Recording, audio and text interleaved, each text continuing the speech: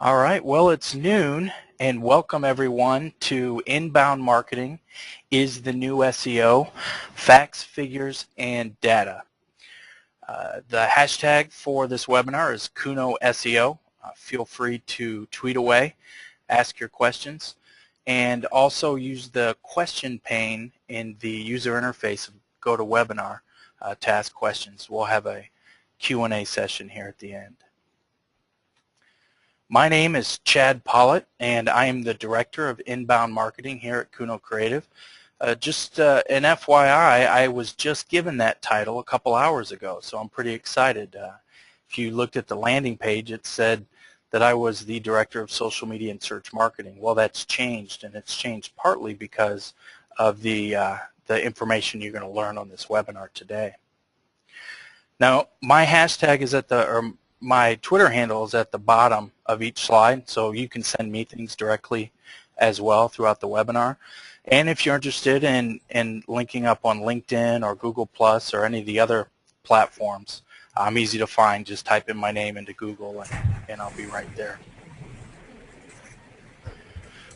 This is our first webinar with a sponsor. And I want to thank the Marketing Tech Blog for sponsoring this webinar today. The Marketing Tech Blog actually just yesterday was named a top 10 social media blog by the Social Media Examiner. This is a blog I read every day, and I highly recommend that if you're interested in inbound marketing or any kind of internet marketing, subscribe to the Marketing Tech Blog. Douglas Carr runs it, and it's run fabulously, and there's great content.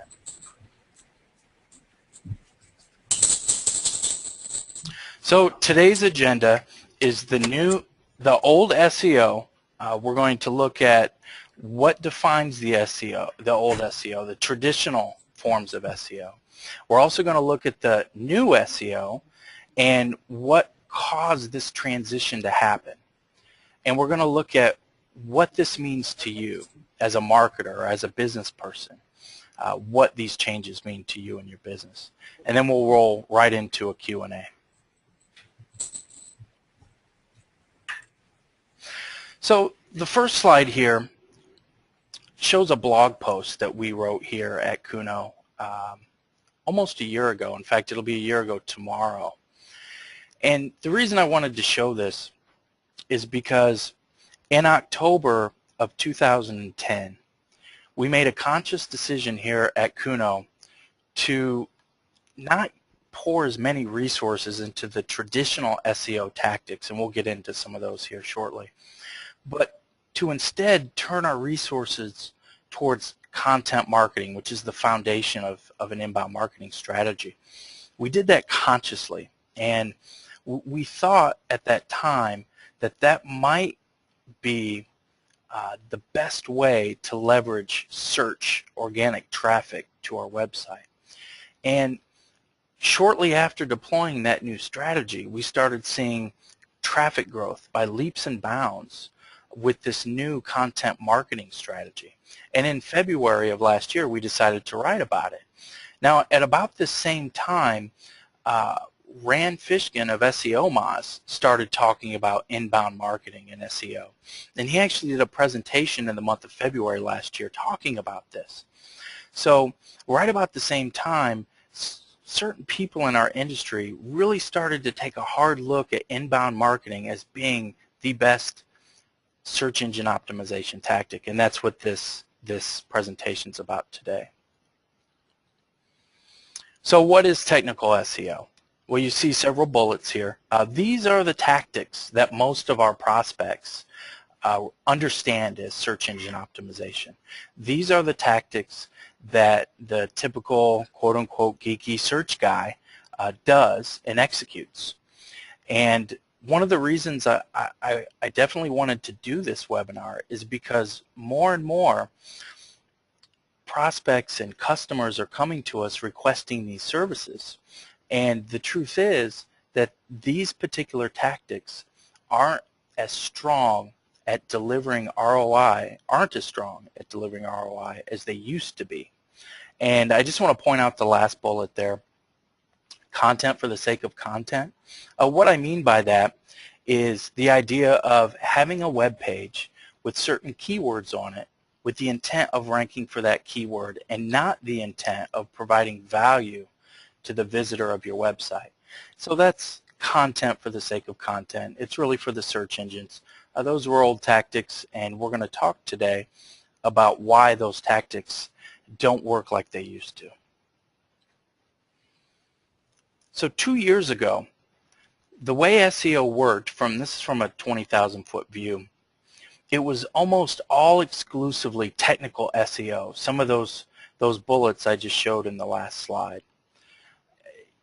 And it had just a little bit of content marketing in there. In fact, Google's sweet spot was really where they intersect. That's where you would realize your maximum search engine visibility. Now, the thing about the old traditional ways of SEO is that you didn't necessarily need the content marketing, because if you could build enough quality backlinks, you could forego the need for good quality content. You just had to build enough backlinks. Well, those days are over, folks, and that's what we're going to talk about today. Now, many of you on this call represent SEO agencies. Some of you have hired or are working currently with SEO agencies. I don't want you to think for a second that what I'm going over is a blast towards SEO professionals or SEO agencies. In fact, the good SEO agencies are doing inbound marketing. They just call it something else. But those agencies that are still doing business models built around paying per keyword or paying for rankings or traffic, those days are over. They're over for a number of reasons, one of which being personalized search. I mean, just because on my computer a keyword we rank #1 doesn't mean on your computer it will. If you're utilizing Google Chrome or you're logged into a Google app, or just by virtue of your geography, that's going to affect where the rankings are. So this model is dead, and if any of you on here are charging this way or are paying this way, you're going to want to revisit and renegotiate and look at other ways to do that. So in the old SEO, in the traditional SEO, the goal was simple. You pick 10 keywords, 20, 50, 100 keyword phrases. You do a lot of keyword research. You do your competitive research. You get a good idea of what your competitors are doing, and you choose keyword phrases. And then from there, you might create families of keyword phrases. And the goal, ultimately, is to be #1 on Google for each one of those keyword phrases. And you pour in all your resources to all those tactics that I mentioned before, and you measure your success by how well you rank. That brings me to the new SEO. Now, this data is from our sponsor, the Marketing Tech Blog, which, by the way, any content you see in this presentation that's orange and underlined is a link, and you may be able to click on it now. If not, when you download the slides later, you can click on it. That link will provide more information about the topic that I'm discussing. Now, this slide fundamentally changes what we view as successful search engine optimization. Rather than measuring your success by how well you rank on Google or the other search engines, you're better off measuring how many keyword phrases you rank for, okay?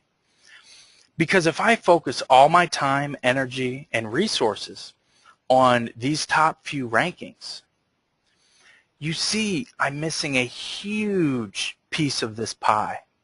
72% of the Marketing Tech Blog's traffic for this month came from keyword phrases that are on the second page or beyond.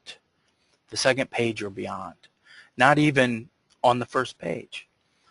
Now, the Marketing Tech Blog gets over 116,000 visitors a month to their blog. This is significant and substantial.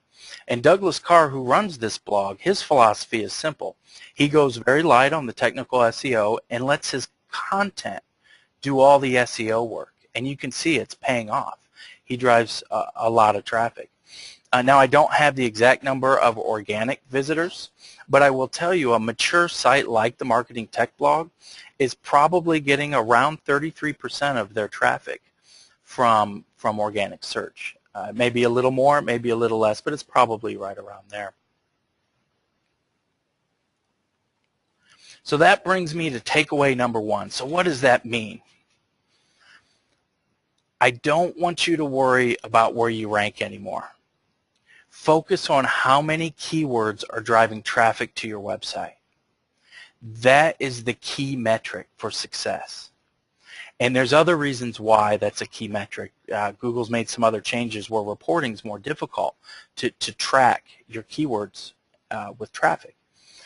But it's very, very important that you ignore where you rank and focus on how many keywords drive traffic. Now, I know this is a complete turnaround for a lot of you SEOs out there, and trust me, this was a transition and evolution for myself. But after staring at data and crunching analytics, this is the obvious outcome. So what does the new SEO look like? Inbound marketing is three things. It's content marketing, social media, and SEO. Now, I'm actually going to say SEO light because in a good inbound marketing campaign, it's not necessary to pour tons of resources in all those old school tactics that I showed earlier. However, it is very important to focus your attention on your content because that's the base and foundation of inbound marketing. And that's why the content marketing portion is bigger than the rest. And then, of course, you want to distribute that content via social media.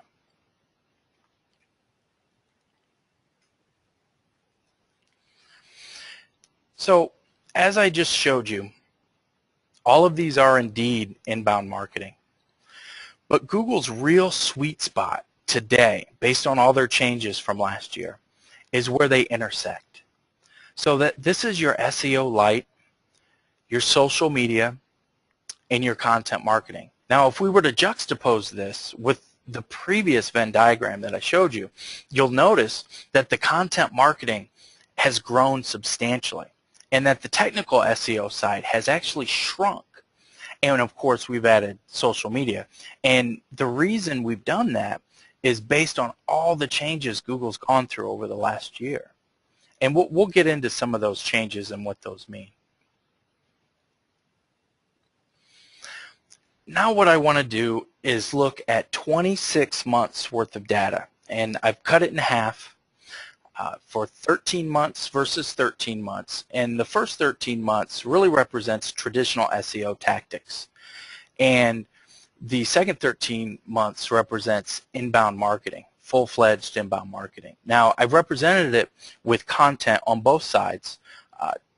Just to let you know, on the 2 to 3 blog posts per week and 2 white papers a year, we also deployed an aggressive link building, what I'd call an unnatural link building strategy.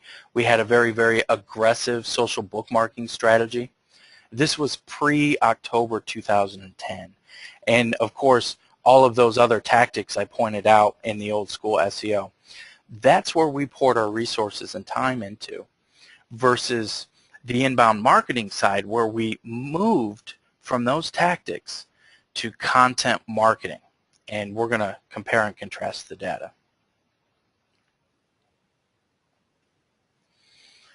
So the first data set I want to show is the number of organic visits in those time periods.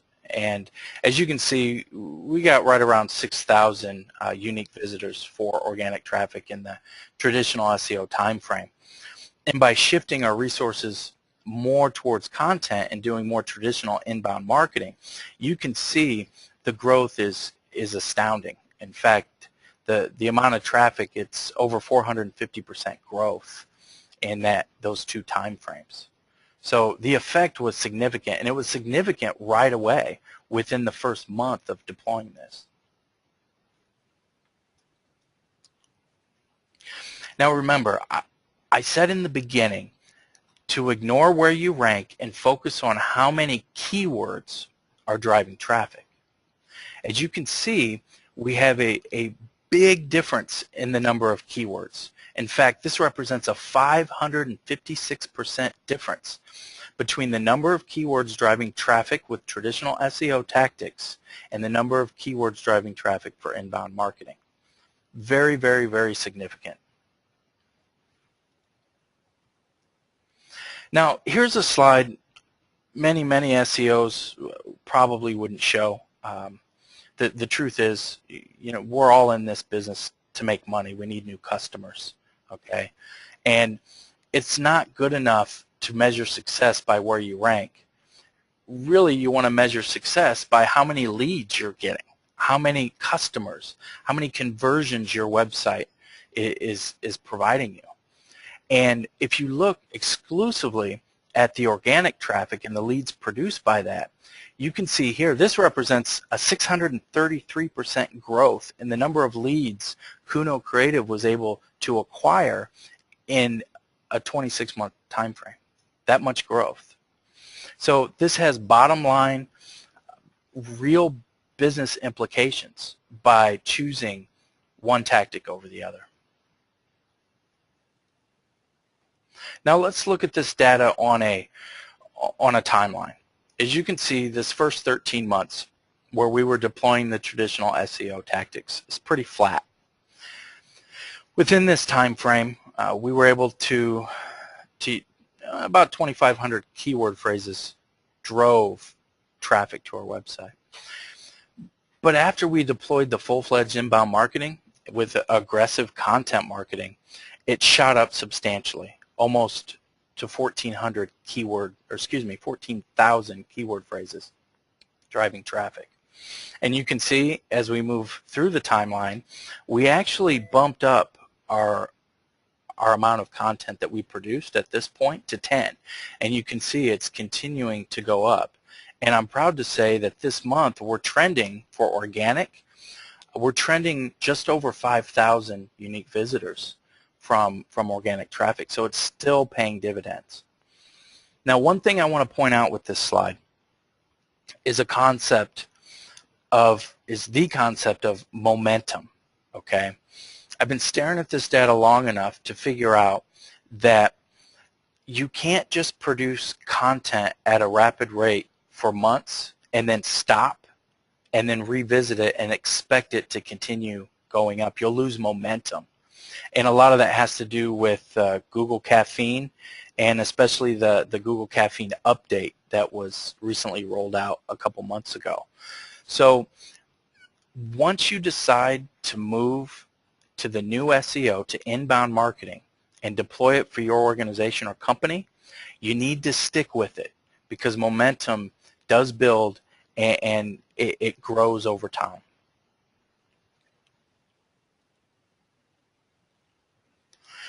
Now, I've laid out a case with data about why inbound marketing is the new SEO and why it's so valuable for businesses.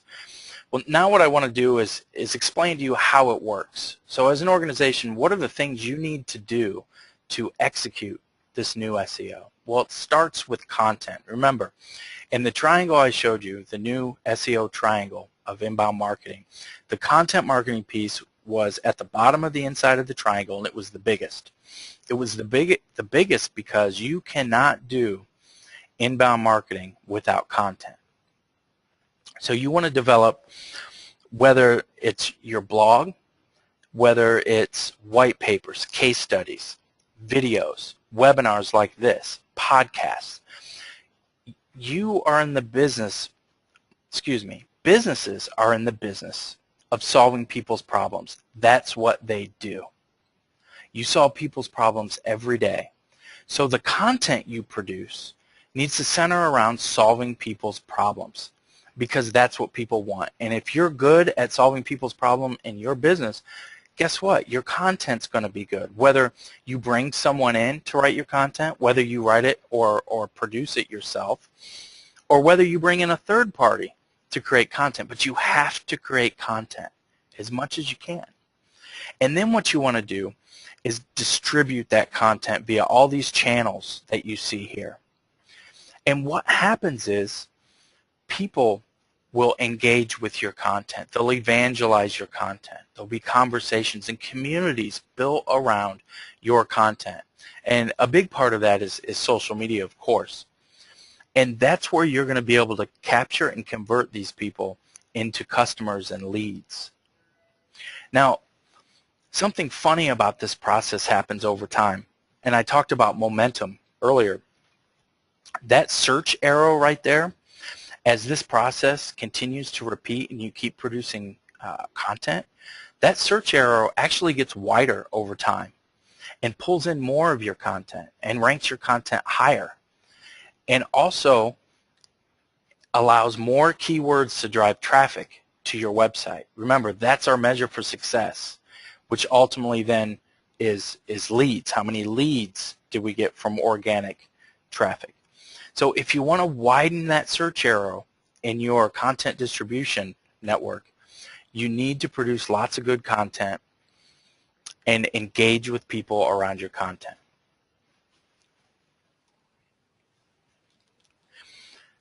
Now, I showed you what inbound marketing looks like and why inbound marketing is the new SEO, but let's look at the causes. So what made this happen?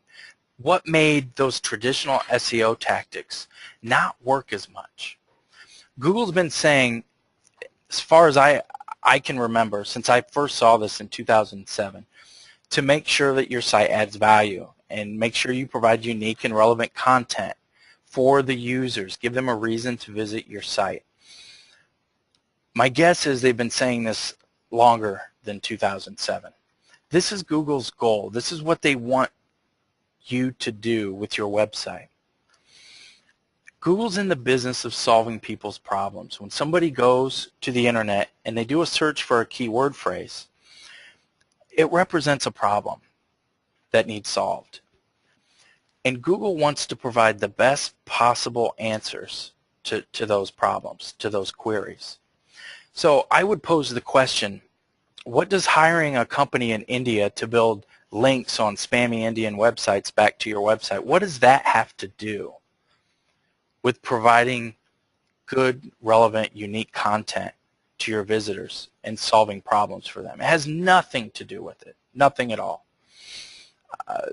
Not only that, but I mean, does it really matter your keyword density rate and your H2 tags when it comes to providing relevant and valuable content? I mean, these are all technical SEO things. They don't provide value. So Google's been telling us for years, just make good content. And starting in 2011, Google found a way to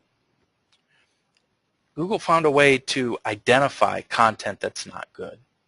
Google found a way to enforce this policy, or not even policy, but their recommendation. They just never had a good way to do it. And what they did was they came up with something they called Panda, and it launched in February of 2011 with lots of different updates throughout the year. And actually they, I believe 2 weeks ago, launched their update 3.0. So the Google Panda algorithm is evolving, and this is how it works. So what Google Panda is built to do is to reward those websites that provide good, valuable content that people want to consume and evangelize and share across the internet. What it's looking to do is identify those websites that don't provide valuable content, whether that's fluff filler content, content that's been written with lots of spammy keyword density things in them, farming, content farming, so on and so forth. There's a lot of different tactics that are bad when it comes to the Google Panda algorithm. So what Google wants is real, sincere content that helps people solve their problems. And as I mentioned before, content that people evangelize in social media, leave comments on blogs, share, like, so on and so forth. This is real, legitimate content that businesses produce every day. Because remember, businesses are in the business of solving people's problems. And people do business with these businesses because they need solutions. And that's what your content should do. And Google Panda will reward that content. That brings me to takeaway number 2. You need to create original, problem-solving, and or entertaining content because of the Google Panda algorithm update. And actually, I'll throw this in. There's a third category. I'll call it thought leader content. If, say, you're an expert plumber, you have been for 50 years, and you write an article about plumbing in 2020. Does it really solve anyone's problems? No. Could it be entertaining? Sure. It's really thought leader content, and that type of content positions you and your brand well, too. So what are some other causes for this transition that we've seen? Clear back in June, in the summer of 2010, the Google Caffeine indexing system was launched. What happened was Google realized that the amount of content being produced on the internet and shared across the internet was growing at an exponential rate. And their old indexing system was a layered or stacked system that didn't do a very good job of rewarding fresh content, of staying on top of the trends and the buzz on social media and other platforms. So it worked like this. Google spiders would go out and would scour the web and look at your website, and those spiders would make a decision. Which layer of the index did your website belong in? So say the bottom layer represents where your website was pre-summer 2010. What that layer really represented was when Google would go and re-index your site. So maybe that's a week time span. So you get indexed and maybe you published 10 things in a week. Well, Google's not going to know for a week later. Because of that, Google came up with their caffeine indexing system. Caffeine represents a dynamic way for Google to constantly be out there sniffing on the internet and finding this good, fresh content that's being shared and evangelized on the internet. Well, in November, just a couple months ago, Google unveiled their newest, or their first real update to Google Caffeine. They didn't name it. Search dorks like me call it Freshness. So it's known as Freshness out there.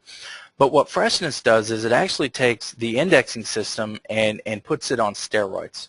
So much so that it affected, according to Google, 35% of the websites on the internet were affected by this Freshness update. So what does that mean? It means that you have to publish content frequently. And I go back and bring up the momentum item again. Because of the newest update with caffeine, you have to publish content frequently. Google prefers fresh content. What else happened to help lead to this transition? Well, many of you may have read the article that the New York Times wrote about JCPenney paying a company to, I believe they paid a company who paid another company in India to build lots of links from these spammy nonsense websites, these link farms out there in India and probably all over the world, back to different pages on JCPenney's website, providing no value whatsoever to the user, just manipulating Google's algorithm. And they're not the only ones that got caught doing this. Several others did. But Google never had a good way of identifying these black hat tactics. Yeah, if you were too many deviations from the mean, you could get busted. But this really represented an egg in their face moment for Google. This was embarrassing for them, that people could, or companies and brands could spend enough money to manipulate their algorithm. Well, Google's really clamped down with their updates, and this is not recommended whatsoever. Don't buy links anymore. Don't use link building services. There are natural ways to do link building that will not get you in trouble with Google. Now at the end of this presentation, we just created a new guide for link building, for natural link building. And it's free to download, and I'll provide you with a link. But those are the different tactics you'll want to consider when you do link building. In fact, there's 18 link building tactics that won't get you in trouble with Google. What else happened? October 28th, we got hit by Google's new privacy SSL security certificate. What that means to the average person is this. If you're logged into Google or someone else is logged into Google and they do a search and they go to your website off of that search, you have no way of knowing what keyword phrase they typed in. Now, this could actually be a webinar unto itself. There's a lot of thoughts around this of why Google did this. I'm not going to get into that today. But the point is this. If you look in the upper left-hand corner, you'll see it says unknown keywords from Google. This is traffic Kuno Creative got through organic search from October 28th to when I made this slide on January 2nd. And 22% of all the traffic we got from search engines, we don't know what keyword drove the traffic. We have no idea. Completely clueless. So if we're paying a company to create links for us and to do all kinds of technical old school SEO tactics, and we're paying them based on traffic and keywords, we have a serious problem here because 22% is invisible. Now in this case it hurts the agency, but when you take it all the way to your organic leads, because remember, we're in the business for leads and for customers, not where we rank or what keywords drive traffic. A full 33% of all our leads from organic search in this time frame is invisible. We don't know what keyword drove those leads. So as a business, if I want to calculate my return on investment from the old school traditional SEO tactics, I'm going to have a hard time doing that because I can't determine 33% of my leads and my customers based on this data. And the takeaway for that is search results and technical SEO ROI is harder to track. And we can thank Google for that. That's something they did. But this takes me back to don't worry about where you rank. Worry about how many keywords are driving traffic. Because if you worry about that, you can look at trends and growth. You don't need to focus in so much on that 22%. As long as it's pointed upwards, you're moving in the right direction.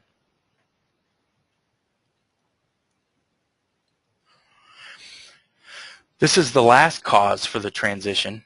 Unless you've been living under a rock in 2011, I'm sure you're familiar with Google's dive into social media. Yeah, they've tried other things in the past, but this one seems to be sticking, and that's Google+.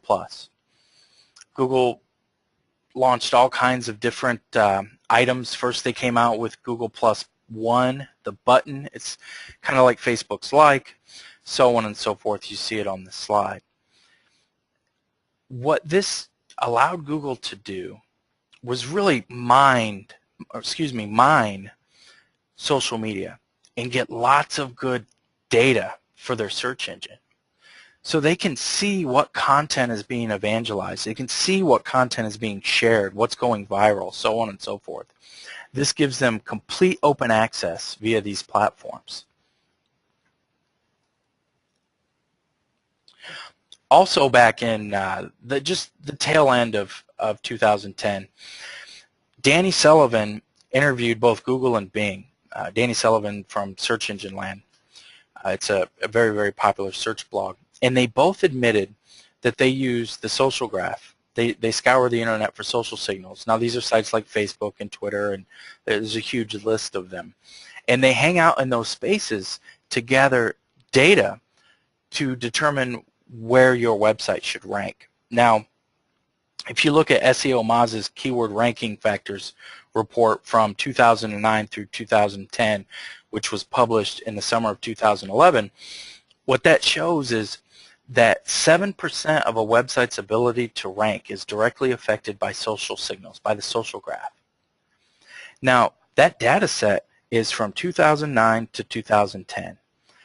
My gut tells me that when the next report's released in 2013, we're going to see that 7% go way up, way up. Now that brings me to Google Search Plus Your World, which was just released this month. This is, well, if you're logged into Google and you look in the upper right-hand corner of the Google search results, you're going to see some toggles. One toggle is going to give you normal search results, and the other toggle is going to highly factor in your social media activity as well as your network social media activity on Google+. So it dramatically changes the search results that you see. So in that case, that 7% that SEO Moz reported for in their report in the summer of 2011, that's completely flipped on its head, where the majority of the algorithm is focused on social media. The takeaway from this is simple. Distribute your content that you create for inbound marketing via social media. Be social. Talk to people on social media, but you have to have content to distribute in order to be successful in social media. And I'm going to quote Mike Volpe, the Chief Marketing Officer over at HubSpot. He said that without content, your social media campaign is hollow. And he's right. If you don't have your own content to distribute over social media, what are you doing? Well, you're having conversations with people and you're sharing other people's content. So you're helping those people out, but not necessarily yourself. Now, can you get business that way? Sure. You know, just like if you're at a cocktail mixer and talking to people about your business, yeah, maybe you can get business that way. But without consistent content that people enjoy reading or consuming or watching or listening to, it's hard to develop consistency in any social media marketing campaign. So start with your content and be social. Now, I've reviewed a lot of reasons for this transition from traditional SEO to inbound marketing, but what does all of this mean? If you want to get the most out of search engines today, if you want to grow your business using search engines, you have to embrace inbound marketing. Now, this is from Rand Fiskin's presentation he did back in February of 2011. Rand is the founder of SEO Moz. He is probably, some would argue, but he's probably the top SEO mind in the world.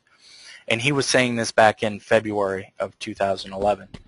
So I'm in good company when I say embrace inbound marketing, because it is the new SEO.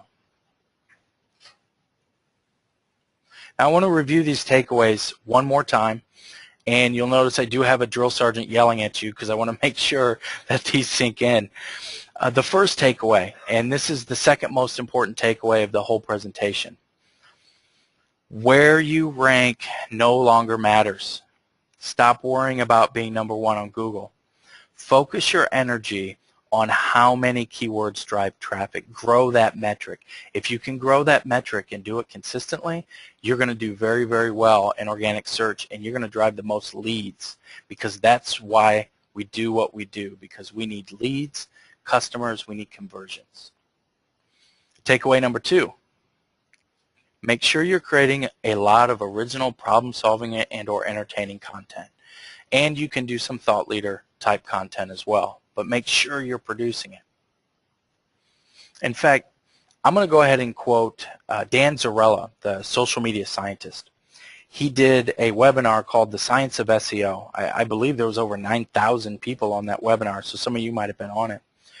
But what he said I'll never forget. He said that if you're a small to medium-sized company or even a large company, he said, unless you sell pills, poker, or porn, do not hire an SEO expert, hire a content producer. So think about that for a second. He's saying unless you have a highly, highly competitive search environment, you're better off creating lots of good content. And he had lots of data points to back this up as well. So I believe what he said works, because I stare at the data every day and I know it works, and we deploy these strategies for our customers. The third takeaway, publish content frequently. You have to build that momentum over time. You have to continue to pump it out. You can't quit distributing content and producing content. You can't take a month off. Don't buy links or use link building services. Do it naturally. Use the steps that are in the guide. I'll give you the link here shortly, but use those steps for your link building campaigns. And then, of course, it's much harder to track your traditional SEO these days because of some of the things Google's done, including the personalized search results that Google's done. And make sure you're distributing your content via social media and be social on those channels. And the last takeaway, the whole reason we did this webinar, is that inbound marketing is the new SEO, and you want to make sure that you embrace it all to be successful and drive leads through organic search. Now, as promised, here is a free SEO guide to link building. It was just published this month, so it's real fresh. I've been working on it for a while. Feel free to go over to facebook.com/Kuno Creative. And if you don't like Kuno Creative, you'll have to click the like button, and then you'll see a resources section. And at the top of that, you'll see the guide. There's lots of other resources you can access to. They're all free. If you already like Kuno Creative and you go to our Facebook page, right below our logo, you'll see a welcome link. Just click on that link and it will take you right here, and feel free to download that guide. And I'd be remiss if I didn't remind you that the Marketing Tech blog sponsored this webinar today. And again, I highly recommend checking out this blog. I read it every day. Doug does a good job of keeping good, fresh content on his blog, usually 2 to 3 posts a day. So give it a subscribe, check it out, and it will certainly help your marketing efforts. So at this point, I want to thank everybody for joining us. The slides are available. If you can click on links right now on the slide deck, I don't know if you can, but if you can click on the kunocreative.com/blog, and it will take you right to the slides. You can also scan the QR code. We have a mobile version of the website that should kick in when you scan that, and you'll see the slides right there available for download. So at this point, I want to open up the webinar to questions. They're going to be proctored by John McTighe. John is our Executive Vice President here at Kuno Creative. John? Hi, Chad. Yeah, we had several questions about link building. I know you covered this in some detail, and we have the download available. But can you just say a little bit more about what the future is for link building? That's a great question. If you go back to Google's recommendation is provide valuable content to your website visitors. What does link building have to do with that? A little bit. Because if you have great outstanding content, bloggers and other people are going to link to that. I think it'll always be a part of the algorithm, but I think its effect on the algorithm over time, and I don't know how much time, but I think it's going to start to depreciate more in favor of social. Now that's basically a guess because I have no way of really knowing, but that's where it seems to be moving. Okay, we had quite a few more questions about keywords. People are still concerned about what they should do about keywords. In particular, should they still be doing keyword research for their content, and should they still be doing on-page optimization? Great question. When I said SEO light before, yeah, you still want to do some of this, but it's not as important. Here's the thing. Can you spend time doing keyword research? Absolutely. You can. And it's pretty quick and easy these days with the tools available. But don't spend all your time doing keyword research and picking apart your competitors. If you can get keyword research done in an afternoon, and you know you get enough information for good keywords, that's fine. But don't spend weeks doing keyword research. I've had clients that have pushed me in that direction and they weren't happy with their keyword phrases. The truth of the matter is that if you were to take the top 25 questions you're asked by your customers and your prospects and make those top 25 questions the title of your first 25 blog posts, trust me, they'll be keyword rich. These are questions people ask you. These are the same questions people are going to ask Google. They'll have your keywords in it. If you write about what you do, what you're good at, what you're passionate about, you're naturally going to have keyword phrases throughout your content. And not only are you going to naturally have those keyword phrases, but you're going to have variations and keyword phrases in the same family as keywords, as keyword phrases. And you're going to have lots of long tail keywords.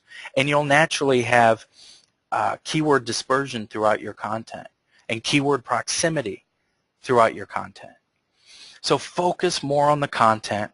Answer the questions that your prospects and your customers ask you all the time in your blog, and you should do fine. Yes, spend an afternoon on keyword research, but I'd leave it at that. Okay. How about as a follow-up, do you still see the need to optimize meta tags, titles, H tags, and other, on-page optimization tactics? Yeah, so you want to come up with a convention. That's how I do it.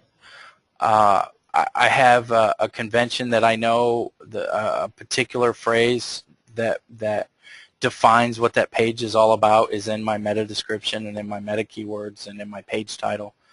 Of course, you'll want to do that. But again, as long as you're writing about what you do and your content's about the things that you do, those phrases are naturally going to be in those things. Am I telling you to leave them blank? No, don't do that. Do not do that. But make them real and make them natural based on the content that you produce, and you'll do just fine. How does Google Panda know whether or not a website has informative content or not? That's a fabulous question. I wish I could answer with 100% certainty, but I can't. My guess is this. They look at things like traffic to the page and bounce rates to help determine that. They also look and see if it's duplicate content or so if the same content exists on other websites, that's a factor. There's other things like how many ads are above the fold. So if you run a website with a lot of ads on it and you have them above the fold, that might be, you might take a hit because what it's doing is it's covering up your content. It's hiding it because there's so many distractions there. But that's my best educated guess on how Google does it exactly. If you download the slide deck and click on some of the links, you'll find more data, more detail. But it's pretty complicated how they do it. Look how long it took them to come up with it. Here's kind of a good follow-up. So if you are outranked by content that is obviously not fresh or creative or new, how do you beat that content? Well, that's taking us back to the idea of focusing on one keyword phrase and where you rank. I wouldn't even worry about it. I wouldn't worry about it at all. Now, if you're talking about local search is a different beast. That's a separate webinar. Yes, these tactics are definitely going to help you in local search, but there's more technical SEO surrounding local search than what we're talking about. But I wouldn't even worry myself with it. Focus on growing the amount of keywords driving traffic, and you'll see a huge bump in organic-driven leads. If you're planning on rebuilding your website, how would these changes influence your design? Can you say that one more time, John? Yeah, if you are planning to rebuild your website, how would these new SEO and content marketing changes influence your design? Well, it could influence it in a couple different ways. One way is maybe you decide that your website is blog-centric, meaning that your home page looks more like a blog. So what you're doing is you're elevating the value of your content, whether that's video content, case studies, or what have you. And in that way, you are drastically changing how you design your website. So if you have the resources, whether you outsource it or you do it in-house, to publish large quantities of content, that's a consideration that you want to do. You might want to deploy. I mean, think about it. Look at some of the most traveled websites in the world. Think about this. TechCrunch, the Huffington Post, websites like that. They're built like blogs. They don't look like a company website. All those journalists out there that are getting laid off and that are losing the old school traditional type jobs surrounding journalism and writing, there's a place for those people, and the place is in our business, in the internet. So definitely consider, if you have the resources to produce content, a lot of content, consider going blog-centric. Interesting. So I think we have to review a little bit. There have been about 6 questions now about if Google obscures my keyword search results and rankings, how do I get that information? And I think they might be missing your point, so maybe you need to hammer it back in again. Okay. No, thanks. I appreciate that, John. The point is you can't get that information. So if I'm logged into Google and I do a search for New York plumber, and I go to the first website, and then that plumber goes back and looks at his analytics, he's not going to see that I typed that in to get to his website. All he's going to see is that someone came to his website typing in some keyword phrase. So you never really have that information, which for us affects 22% of all of our keywords. Okay, and another kind of follow-up question people keep asking about is, how do I know how I rank on keywords? And I think, again, they're missing the point that you said about 10 times. Yeah, so don't worry about where you rank anymore. Look at how many keywords drive traffic. You can look in Google Analytics. You can export your keywords or your traffic from keywords for the month, and look in that Excel spreadsheet at the total number of them and track it every month and grow it. You grow it with your content. And remember, over time, momentum builds, and it's going to get bigger and bigger and bigger and bigger. Okay, and here's yet another one, and this person wants to know, how do you get the information on how many keywords you're ranking on, since that seems to be the influence?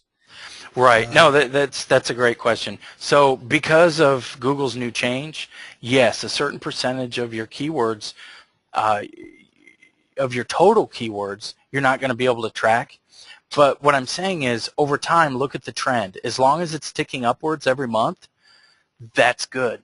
But always take that back to how many leads or customers you're driving, because that's the metric that really counts at the end of the day. That's great. Okay, here's a question. Will you be doing a webinar on local search?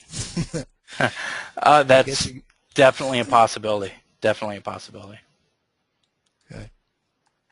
How do you charge clients for this information other than selling content creation?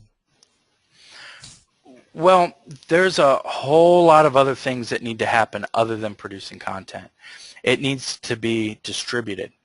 And if I were to go back in the slides, I showed all those different distribution channels for that content. So the activities required to distribute that content have to happen as well. And then, of course, you have to track the results. And you also have to help facilitate the engagement around that content. So just producing the content is only half the battle. There's all those other items that you need to do too. So as an agency, what we want to provide is all of those services so that a medium-sized company or a large company doesn't have to have specific teams to do all these things. We can do it all for them. Okay. If I'm on the 5th page of a Google search with hundreds of keywords, will people get to the 5th page and find me? Great question. Last month, our website received over 50 visits for the phrase Facebook like. We do not rank in the top 100 for the phrase Facebook like. However, we got 50 visitors for the phrase Facebook like.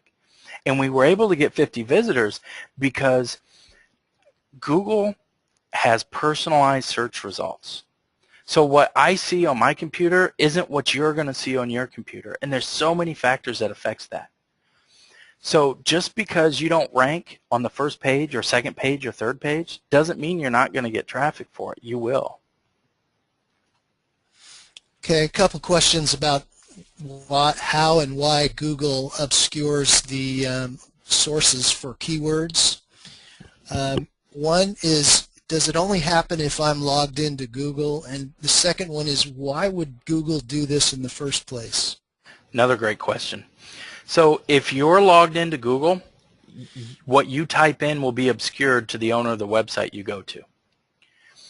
And why Google would do this? Well, it probably has something to do with their pay-per-click. Google makes over $100 million a day on pay-per-click advertising. Now, the data that we no longer can access is accessible for pay-per-click campaigns. So 100% of that is reported if you're paying Google for pay-per-click. So in that regard, Google is signaling to marketers like you and I that if you want the real deal data, you have to pay them for pay-per-click. So it's an attempt to grow their revenue. That's my opinion. I can't prove that, but I'll stick with that opinion. A couple people have asked about your quote from Dan Zarella. Can you repeat that? What were the 3 P's you used for that quote? So what Dan Zarella said was, if you're not selling pills, porn, or poker, you need to hire a content producer in lieu of an SEO person. Great. And that's to maximize your ability to produce content, obviously, to experience the benefits that I've laid out here on this webinar today. Here's an interesting question. If you plan your site out as a blog, as you've suggested might be a good way to go, does that make the traditional landing page useless or valueless? Absolutely not. You're going to drive your leads with landing pages. Landing pages are an integral part of your inbound marketing strategy. It's required. The days of having a contact us page and a newsletter sign up for a landing page is long gone. If that's all you have on your website, you're really missing the boat. Your website is not a sales machine for you if that's the case. It's a brochure. Okay. I think that's about all the time we have, Chad. Did you want to wrap up? Yeah, so thanks everybody. I appreciate you stopping by for this webinar. This was a big hit for us. This was the biggest webinar in the history of Kuno Creative. Next month, well actually the first weekend in March, what we're doing is we're getting 3 very, very big names in the world of social media. These 3 people you will know of. And we're going to do a panel discussion on social media influence. So we're going to pick their brains, and we'd like to invite all of you. We'll send out an email with the details. We'd like to invite all of you to pick their brains as well, so we can really grasp how social media influence works and how we can take advantage for it for our brands and our businesses. Yeah, and let me just say one more thing. The slide deck will be available on our blog. Is it up there now, Chad? Yes, it's available now. Okay, it should be available just by going to kunocreative.com/blog, and we will have the full recorded video up hopefully later this week, and we'll let everybody know when it's available. Thanks, everybody. Have a great day.